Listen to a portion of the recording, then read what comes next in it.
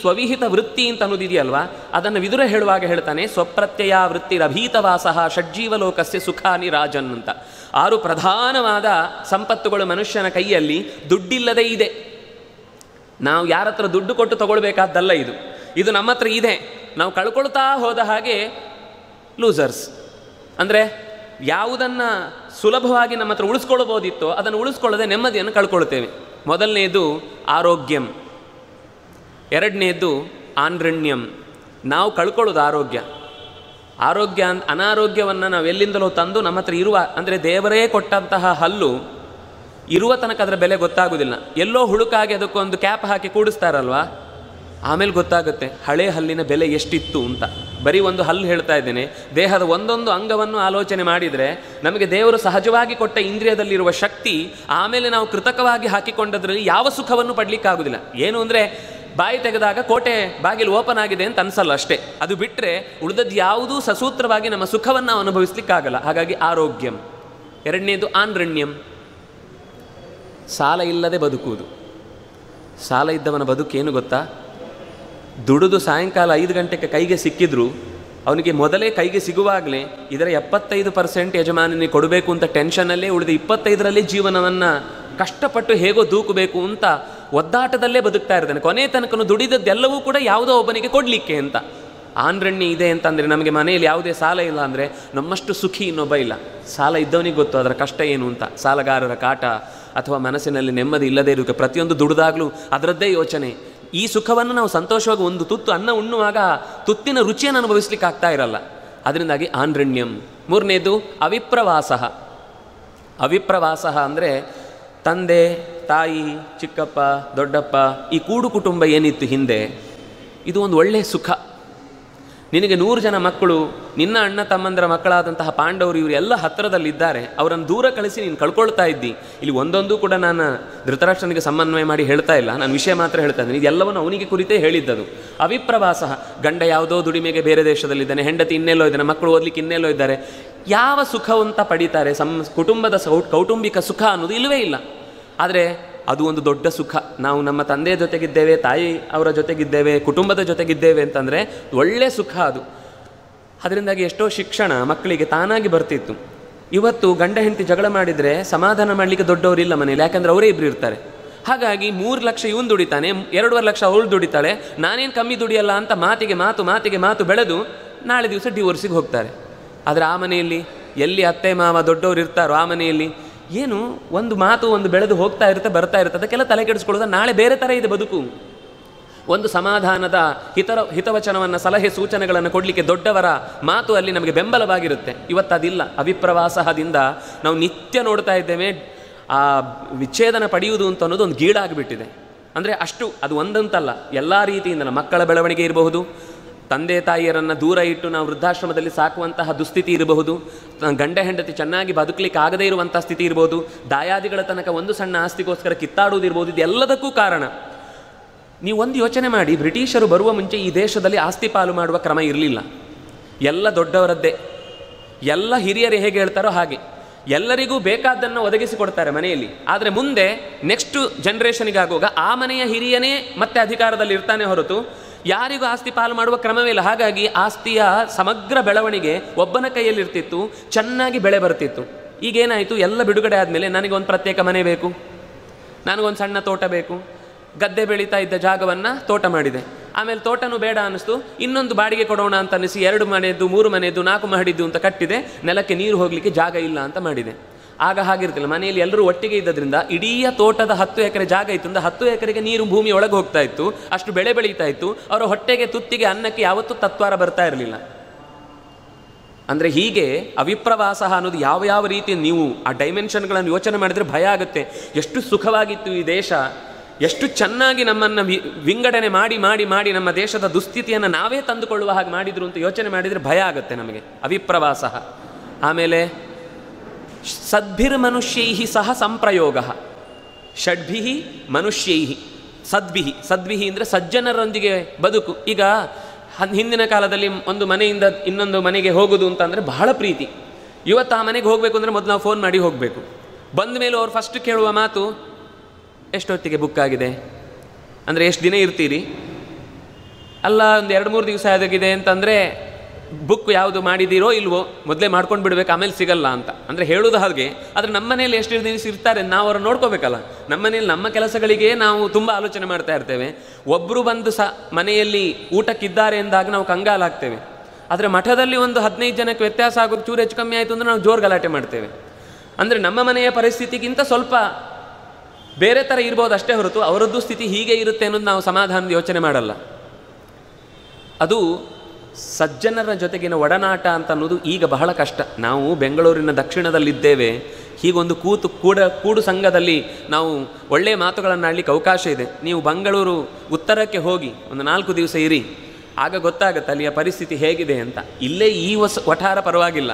ನೀವು ಇನ್ನು ಕುಮಾರಸ್ವಾಮಿ ಲೇಔಟಿಂದ ಆ ಕಡೆ ಹೋಗಿ, ಇದು ಬಿಡಿ, ಇದು ಬಿಟ್ಟು ನೀವು ಬೆಂಗಳೂರು ಬಿಟ್ಟು ನೀವು ಇನ್ನು ಕೋಲಾರ ಅಥವಾ ಮಂಗಳೂರಿನ ಕಡೆಗೆ ಆ ಸೈಡಿಗೆಲ್ಲ ಹೋದರೆ ಭಯ ಆಗ್ಬಿಡುತ್ತೆ, ನಾವೆಲ್ಲೋ ಬೇರೆ ದೇಶದಲ್ಲಿದ್ದೇವೆ ಅಂತ. ಅಂದರೆ ನಮ್ಮತನವನ್ನು ಪ್ರತಿಪಾದನೆ ಮಾಡಲಿಕ್ಕೆ ಅವಕಾಶವೇ ಇಲ್ಲ ಅಂತ. ಎಲ್ಲ ಅಲ್ಲಲ್ಲಿ ಸ್ವಲ್ಪ ಸ್ವಲ್ಪ ಜಾಗ ಇದೆ. ನಾನು ತೀರ ಬೆಂಗಳೂರು ಬಿಟ್ಟು ಬೇರೆ ಯಾವುದು ವೇಸ್ಟ್ ಅಂತ ಹೇಳ್ತಾ ಇಲ್ಲ. ಎಲ್ಲ ಕಡೆ ಎಲ್ಲೋ ಒಂದೊಂದು ಜಾಗ ಆಗಿದೆ ಬಿಟ್ಟರೆ ಹೆಚ್ಚಿನ ಜಾಗದಲ್ಲಿ ನಾವು ನಮ್ಮ ಭಾವನೆಗಳನ್ನು ಶೇರ್ ಮಾಡಲಿಕ್ಕೆ ಅವಕಾಶವೇ ಇಲ್ಲ ಅನ್ನುವ ಸ್ಥಿತಿ ಬಂದು ಹೋಗಿದೆ. ನಮಗಂಥ ಭಾಗ್ಯ ಸಿಕ್ಕಿದೆ. ಸದ್ಭಿಹಿ ಮನುಷ್ಯೈಹಿ, ಅಂತಹ ಗುರುಗಳು ಸಿಕ್ಕಿದ್ದಾರೆ. ಗುರುಗಳ ಶಿಷ್ಯ ಪರಂಪರೆಯಲ್ಲಿ ಬೇಕಾದಷ್ಟು ವಿದ್ವಾಂಸರು ಸಿಕ್ಕಿದ್ದಾರೆ. ಅಂತಹ ವಿಷಯಗಳನ್ನು ಚರ್ಚೆ ಮಾಡಲಿಕ್ಕೆ ನಮ್ಮಲ್ಲೇ ಸಂಬಂಧಿಗಳಿದ್ದಾರೆ. ಇಂತಹ ಒಳ್ಳೆಯ ಮಠದ ವಾತಾವರಣಗಳಿವೆ. ಇದೆಲ್ಲ ಆಗಿದ್ದು ಒಂದು ದೊಡ್ಡ ಭಾಗ್ಯ. ನಾವು ಇದನ್ನು ದುಡ್ಡು ಕೊಟ್ಟು ಎಲ್ಲೋ ಪಡ್ಕೊಂಡದ್ದಲ್ಲ. ಬಂದರೆ ನಮ್ಮನ್ನು ಯಾರೂ ಇಲ್ಲಿ ಬರೋದು ಬೇಡ ಅಂತ ಹೇಳಲ್ಲ. ಸದ್ಭಿರ್ ಮನುಷ್ಯೈ ಸಹ ಸಂಪ್ರಯೋಗ. ನಾವು ಇಂತಹ ಒಳ್ಳೆಯ ಕೂಟದಲ್ಲಿ ಕೂಡಿದ್ದೇವೆ ಅಂದರೂ ದೇವರು ಕೊಟ್ಟ ದೊಡ್ಡ ವರ ನಮಗೆ. ಸ್ವಪ್ರತ್ಯಯ ವೃತ್ತಿ, ನಾನು ಅಲ್ಲಿಗೆ ಬಂದ ವಿಷಯ ಇದು. ಸ್ವಪ್ರತ್ಯಯ ವೃತ್ತಿ ಅಂದರೆ ಜೀವನದುದ್ದಕ್ಕೂ ತಾನು ಏನು ಇಷ್ಟಪಟ್ಟು ಕಲ್ತಿದ್ದಾನೋ ಅದೇ ಅಕಸ್ಮಾತ್ ಅವನಿಗೆ ಉದ್ಯೋಗವಾಗಿ ಸಿಕ್ಕಿದರೆ ಅವನಷ್ಟು ದೊಡ್ಡ ಭಾಗ್ಯವಂತ ಇಲ್ಲ. ಓದಿದ್ದೇನು, ಆಮೇಲೆ ಉದ್ಯೋಗ ಏನು, ಅದರಲ್ಲಿ ಸಾಧಿಸಿದ್ದು ಇನ್ನೇನು, ಹೀಗಾಗತ್ತೆ ಎಷ್ಟೋ ಸರ್ತಿ ನಮ್ಮ ಬದುಕು. ಕಷ್ಟಪಟ್ಟು ಏನೋ ಆಗಬೇಕು, ಅವನಿಗೆ ಚಿತ್ರಕಾರ ಆಗಬೇಕು ಅಂತ ತುಂಬ ಪ್ರಯತ್ನ ಪಟ್ಟ, ಕೊನೆಗೆ ಎಲ್ಲೂ ಸಿಗಲಿಲ್ಲ. ಕೊನೆಗೆ ಯಾವುದೋ ಒಂದು ಬ್ಯಾಂಕ್ ಅಕೌಂಟೆಂಟ್ ಆಗುವುದಕ್ಕೆ ಬೇಕಾದ ಪರೀಕ್ಷೆ ಬರೆದ ಅಕೌಂಟೆಂಟ್ ಆದ, ತನ್ನ ಚಿತ್ರ ಮಾಡುವ ವೃತ್ತಿಯನ್ನೇ ಮರೆತು ಬಿಟ್ಟ.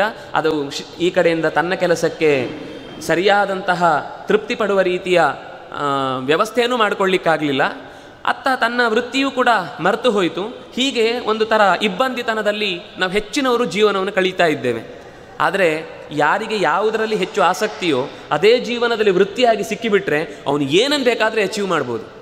ಯೋಚನೆ ಮಾಡಿ ನೀವು, ಒಬ್ಬ ವಿಜ್ಞಾನಿ ಆಗಬೇಕು ಅಂತ ಇಟ್ಕೊಂಡಿದ್ದಾನೆ ಅಂತ ಇಟ್ಕೊಳ್ಳಿ, ಅವನಿಗೆ ಅದೇ ವೃತ್ತಿ ಸಿಕ್ಕಿತು. ಅವನಿಗೆ ಕ್ರಿಯೇಟಿವಿಟಿಯೂ ಚೆನ್ನಾಗಿ ಕೆಲಸ ಮಾಡುತ್ತೆ, ಸಪೋರ್ಟು ಕೂಡ ಅದಕ್ಕೆ ಹೆಚ್ಚು ಸಮೃದ್ಧಿಯನ್ನು ಒದಗಿಸಿಕೊಡ್ಲಿಕ್ಕೆ ಅವಕಾಶ ಇದೆ. ಇದೊಂದು ದೊಡ್ಡ ಸಂಪತ್ತಲ್ವಾ? ಅದನ್ನೇ ಹೇಳಿದರು ಸ್ವವಿಹಿತ ವೃತ್ಯ. ನೀವು ಯಾವ ವೃತ್ತಿಯಲ್ಲಿ ಇದ್ದೀರೋ ಆ ವೃತ್ತಿಯನ್ನು ಪ್ರೀತಿಸಿ ಮತ್ತು ಅದರಲ್ಲಿ ಏನು ಅಚೀವ್ ಮಾಡಬಹುದು ಅಂತ ಅನ್ನೋದನ್ನು ಪ್ರಾಮಾಣಿಕವಾಗಿ ಮಾಡಿ, ಆಗ ನಿಮ್ಮ ಬದುಕು ಸಾರ್ಥಕ ಆಗುತ್ತೆ. ಇದು ಲೌಕಿಕ ಬದುಕೂ ಹೌದು, ಅಧ್ಯಾತ್ಮದ ಬದುಕು ಹೌದು. ನಾವು ಯಾವಾಗಲೂ ಏನು ಮಾಡ್ತೇವೆ ಅಂದರೆ ಲೌಕಿಕ ಮತ್ತು ಅಧ್ಯಾತ್ಮ ಅಂತ ಎರಡು ಬೇರೆ ಮಾಡ್ತೇವೆ ನಮ್ಮ ಬದುಕಿನಲ್ಲಿ.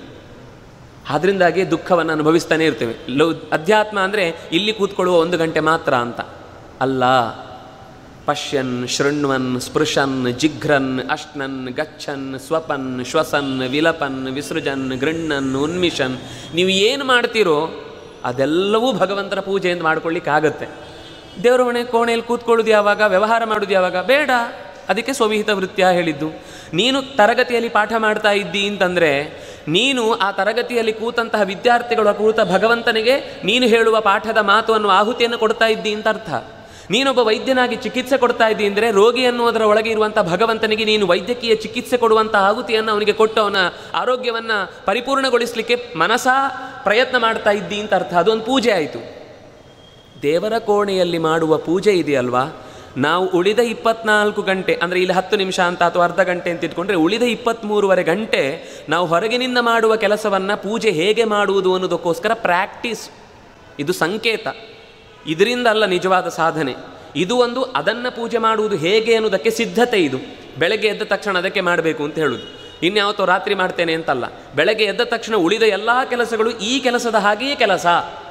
ಪೂಜೆ ಮಾಡುವುದು ಅಂದರೂ ನಾವು ಕೃಷ್ಣ ಹೇಳಿದ ಯುದ್ಧವನ್ನೂ ಕೂಡ ಪೂಜೆಯಂತೆ ಮಾಡು ಅಂತ. ನಾವು ಪೂಜೆಯನ್ನು ಯುದ್ಧದಂತೆ ಮಾಡ್ತೇವೆ. ಅದು ಆಗಲಿಲ್ಲ, ಇದು ತಯಾರಾಗಲಿಲ್ಲ, ಅವ್ರ ಮೇಲೆ ಗಲಾಟೆ, ಇವ್ರ ಮೇಲೆ ಗಲಾಟೆ, ಸರಿ ಹೋಗಲಿಲ್ಲ, ಮಡಿ ನೀರು ಸಿಗಲಿಲ್ಲ, 3 ದಿವಸಕ್ಕೊಮ್ಮೆ ನೀರು ಬಿಡ್ತಾನೆ, ಸರ್ಕಾರ ಒಂದಿಷ್ಟು ಶಾಪ, ಮಂತ್ರಿಗೊಂದಿಷ್ಟು ಶಾಪ, ಪಕ್ಕದ ಮನೆಯವರಿಗೆ ಶಾಪ, ಯಜಮಾನ್ರ ಮನೆ ಮೇಲಿನ ಓನರಿಗೊಂದಿಷ್ಟು ಶಾಪ, ಹಾಕಿ ಹಾಕಿ ಹಾಕಿ ದೇವರು ಅಲ್ಲಿರ್ತಾನ ಅಂತ ಡೌಟ್. ನಮ್ಮ ಮಾತಿನಲ್ಲಿ ಹೆಚ್ಚಿನ ಅಂಶ 4 ಜನಕ್ಕೆ ಬೈಯುವುದರಲ್ಲೇ ಇರುತ್ತೆ ಹೊರತು ದೇವರನ್ನು ಪ್ರೀತಿಸುವ ಆರ್ದ್ರವಾದ ಹೃದಯ ಇರುವುದೇ ಇಲ್ಲ ಅಲ್ಲಿ. ಅದಾಗಬಾರದು ಅಂತ ಅನ್ನೋದಕ್ಕೋಸ್ಕರ ಹೇಳಿದರು, ಭಕ್ತ್ಯ, ನೀನು ಮಾಡುವ ಕೆಲಸವನ್ನು ಪ್ರೀತಿಸು. ಬೆಳಗ್ಗೆ ಮಾಡುವ ಪೂಜೆ ಇದೆಯಲ್ವಾ, ಮುಂದೆ ಇಡೀ ದಿವಸ ಮಾಡುವ ಪೂಜೆಗೆ ಅದೊಂದು ಪೂರ್ವ ಸಿದ್ಧತೆ. ಆ ಪೂರ್ವ ಸಿದ್ಧತೆಯನ್ನು ಮಾಡಿದರೆ ಸ್ವವಿಹಿತ ವೃತ್ತಿ, ಅದು ಭಕ್ತಿ ಆಯಿತು. ಆ ಭಕ್ತಿ ಪ್ರಾಮಾಣಿಕವಾಗಿರಬೇಕು.